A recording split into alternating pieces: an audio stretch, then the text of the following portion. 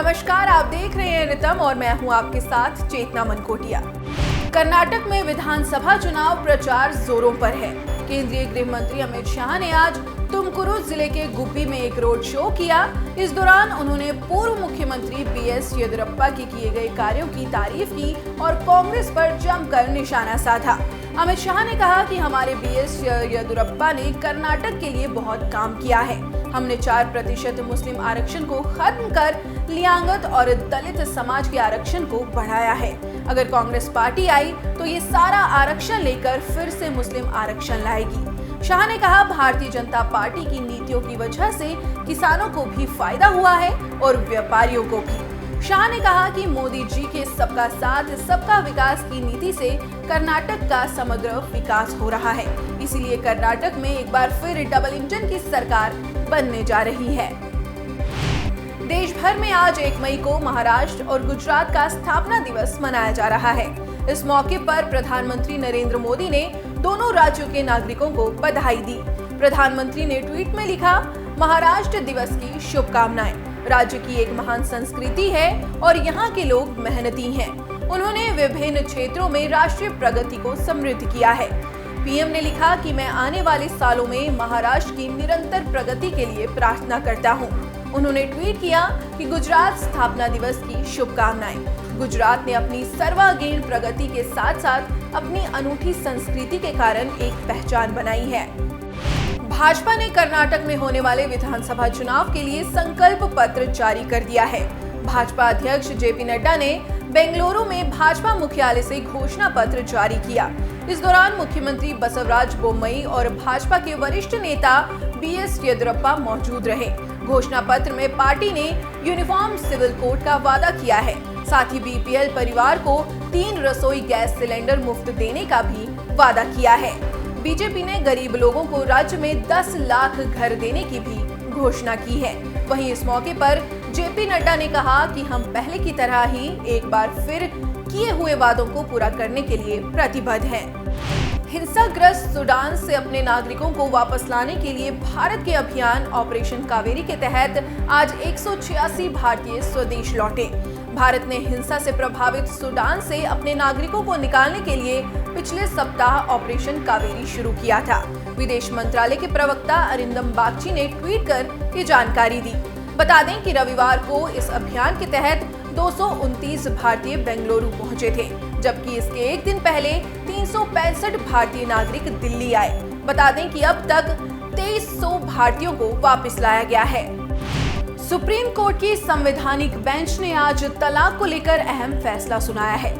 Supreme court जीवन साथियों के बीच आई दरार भर नहीं पाने के आधार पर किसी शादी को खत्म करने के लिए भारत के संविधान के आर्टिकल 142 के तहत बिना फैमिली कोर्ट भेजे तलाक को मंजूरी दे सकता है। इसके लिए 6 महीने का इंतजार अनिवार्य नहीं होगा। ये फैसला justice S K Kaul, justice Sanjiv Khanna, justice Vikram Nath, justice A S Oka और जस्टिस जेके महेश्वरी की संविधान पीठ ने सुनाया। कोर्ट ने कहा कि उसने वे फैक्टर्स तय किए हैं जिनके आधार पर शादी को सुलह की संभावना से परे माना जा सकेगा। केंद्र सरकार ने पाकिस्तान से संचालित 14 मैसेंजर ऐप को बैन कर दिया। केंद्रीय आईटी मंत्रालय ने इंटेलिजेंस ब्यूरो से मिले इनपुट के आधार पर यह फैसला लिया है। भारत सरकार ने बताया है कि इन ऐप से देश की सुरक्षा को खतरा है, जिसके बाद इन्हें प्रतिबंधित कर दिया गया है। इसके पहले भारत ने पाकिस्तान से चलने वाले कई सोशल मीडिया अकाउंट्स पर कार्रवाई करते हुए बैन किया था। बता दें कि जिन पाकिस्तानी ऐप को बैन किया गया है उनमें B chat, Crypviser, Enigma, safe Swiss, Wickrme, media fire, Briar, Netbox, Conion, IMO, Elenet, second line और जंगी एंड थ्रेमा है। विदेश दौरे पर गए भारतीय विदेश मंत्री एस जयशंकर ने डोमिनिकन गणराज्य के विदेश मंत्रालय में संबोधन दिया और कहा कि भारत अमेरिका, यूरोप, रूस या जापान सभी से संबंध मजबूत कर रहा है। लेकिन चीन और पाकिस्तान का मामला अलग है। जयशंकर ने कहा कि भारत विश्व के सभी देशों से संबंध सुधारने की कोशिश कर रहा है, लेकिन सीमा विवाद और वर्तमान में दोनों देशों के संबंधों की असामान्य प्रकृति के कारण चीन इस श्रेणी में नहीं है। इसी तरह सीमा पार आतंकवाद के समर्थन के कारण पाकिस्तान भी नेबरहुड फर्स्ट पॉलिसी का हिस्सा नहीं है।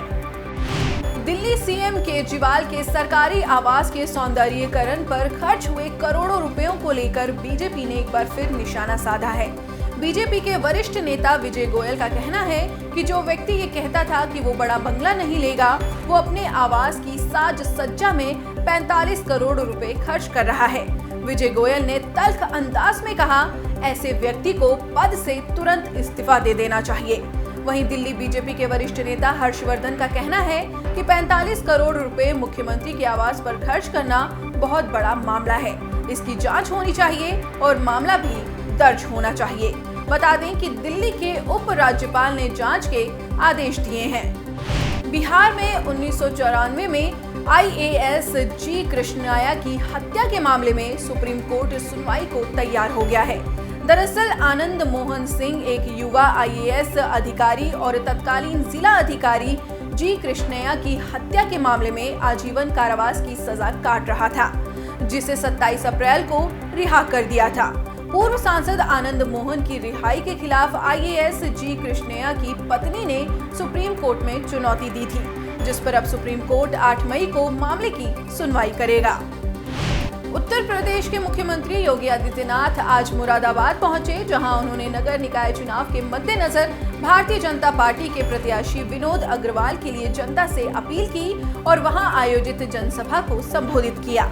सीएम योगी ने कहा कि पीतल नगरी रूप में विख्यात मुरादाबाद में विपरीत मौसम के बावजूद आप यहां एकत्रित हुए हैं।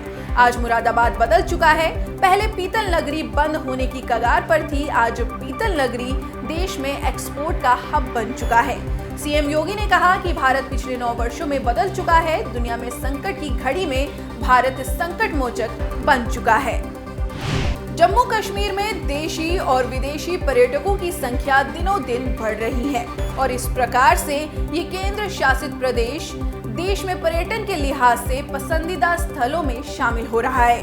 पर्यटन विभाग के सचिव आबिद राशिद शाह ने कहा कि पिछले वर्ष की तुलना में इस वर्ष ज्यादा पर्यटक आए। पिछले वर्ष जम्मू कश्मीर में 1.88 करोड़ पर्यटक आए थे, जो किसी भी स्थान के लिहाज से काफी बड़ी संख्या है। लेकिन प्रशासन को उम्मीद है कि इस वर्ष ये संख्या 2 करोड़ को पार कर जाएगी। समाजवादी पार्टी के वरिष्ठ नेता आजम खान के बेटे अब्दुल्ला आजम को सुप्रीम कोर्ट से आज भी राहत नहीं मिली। सुप्रीम कोर्ट ने सुवार विधानसभा सीट पर 10 मई को होने वाले मतदान को रोकने से मना कर दिया। अब्दुल्ला को एक मामले में 2 साल की सजा मिलने के बाद वह सदस्यता के अयोग्य हो गए थे। उन्होंने अपनी अयोग्यता पर रोक की मांग की थी, जिस पर कोर्ट ने सुनवाई जुलाई के तीसरे हफ्ते के लिए टाल दी। सुप्रीम कोर्ट ने कहा कि हम चुनाव पर रोक नहीं लगा रहे, लेकिन उसका परिणाम हमारे अंतिम आदेश पर निर्भर होगा।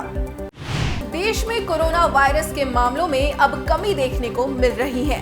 पिछले 8 दिनों से देश में 10,000 से कम मामले सामने आए हैं। वहीं बीते 24 घंटे में 4,282 नए मरीज सामने आए हैं, तो देश में मौजूदा समय में एक्टिव मामलों की संख्या 47,246 है। स्वास्थ्य मंत्रालय के अनुसार बीते 24 घंटे में 6,037 मरीज रिकवर हुए हैं।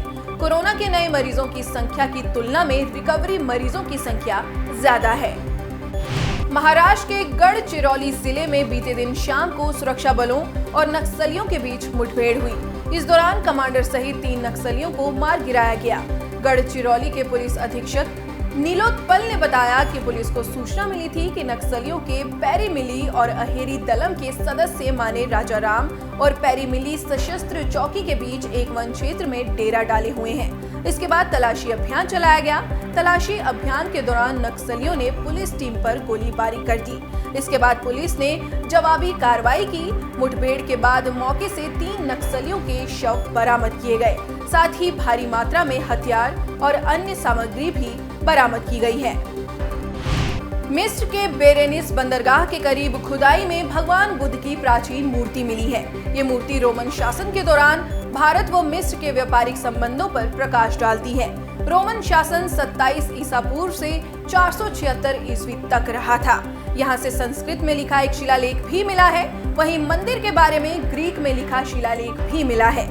मूर्ति के पैरों के करीब कमल का फूल है। पुरातात्विक मिशन की पॉलिश टीम की प्रमुख डॉक्टर मारियस गोएजादा ने कहा, खोजी गई मूर्ति पत्थर से बनी है। इस पत्थर को इस्तांबुल के दक्षिण में एक क्षेत्र से निकाला गया था।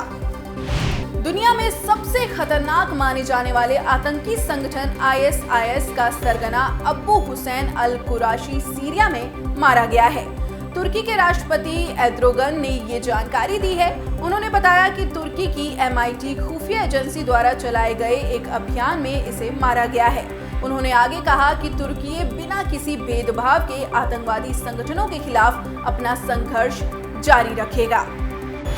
आज से ठीक 7 वर्ष पहले 1 मई 2016 को प्रधानमंत्री नरेंद्र मोदी ने गरीब माताओं और बहनों को धुएं से मुक्ति दिलाने के लिए प्रधानमंत्री उज्ज्वला योजना को लॉन्च किया था। 1 फरवरी 2023 तक पीएम मोदी की इस महत्वाकांक्षी योजना के कुल 9.59 करोड़ एक्टिव लाभार्थी हैं। पेट्रोलियम राज्य मंत्री रामेश्वर तेली ने बताया कि प्रधानमंत्री उज्ज्वला योजना के तहत प्रति व्यक्ति LPG सिलेंडर की खपत जो 2019-20 में 3.1 सिलेंडर थी, वो 2021-22 में बढ़कर 3.68 हो गई है।